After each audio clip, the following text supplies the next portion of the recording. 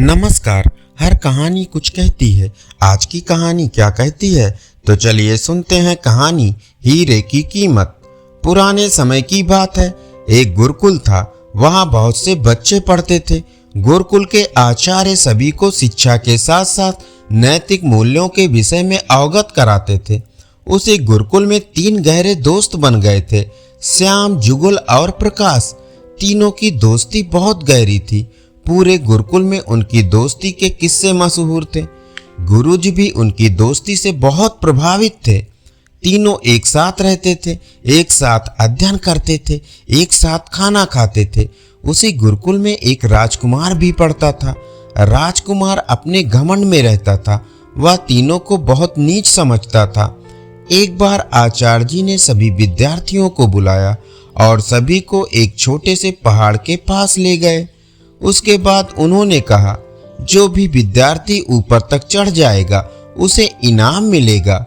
सबसे पहले राजकुमार ने कहा, गुरुजी, सबसे पहले हमारा हक बनता है, हम पहले चढ़ेंगे। राजकुमार चढ़ने लगा।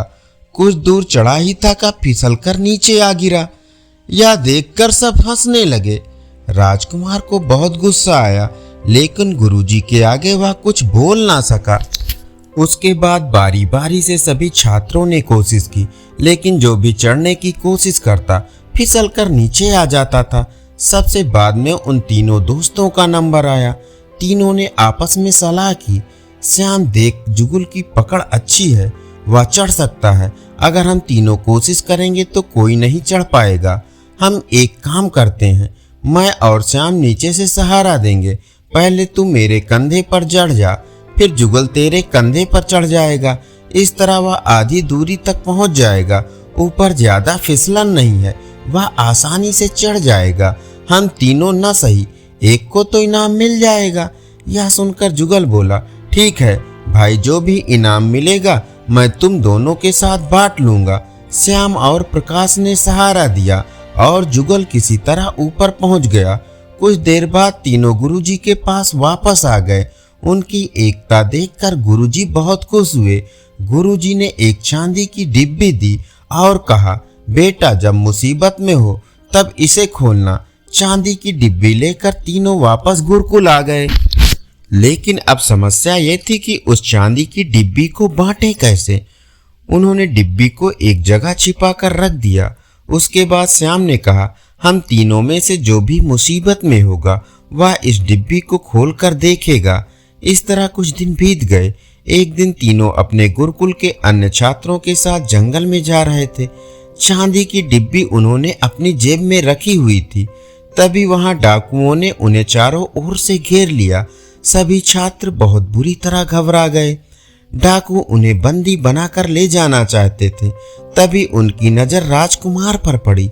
राजकुमार को उन्होंने पकड़ लिया, जिससे वे राजा से मोटी रकम सोना चांदी लूट सके। बाकी सबको छोड़ दिया। राजकुमार बुरी तरह रो रहा था।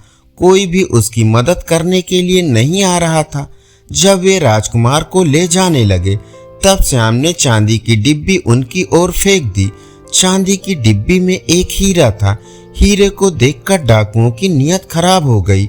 वे सब बड़े से हीरे को पाने के लिए आपस में एक दूसरे को मारने लगे। मौका पाकर राजकुमार भागकर अपने बाकी साथियों के पास आ गया।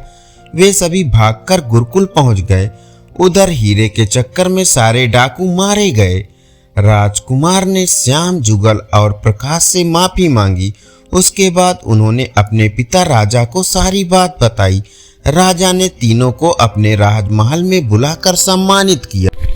जब वे तीनों वापस अपने गुरुकुल आए तो उन्होंने अपने गुरुजी से पूछा, गुरुजी, इतना कीमती हीरा आपने हमें क्यों दे दिया?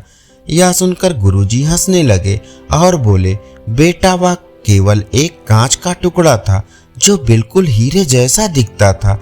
उसका कोई मोल नहीं था, लेकिन वह अनमोल भी है क्योंकि उसने तुम सबकी जान बचा ली और तुम्हारे दुश्मन को सदा के लिए खत्म कर दिया।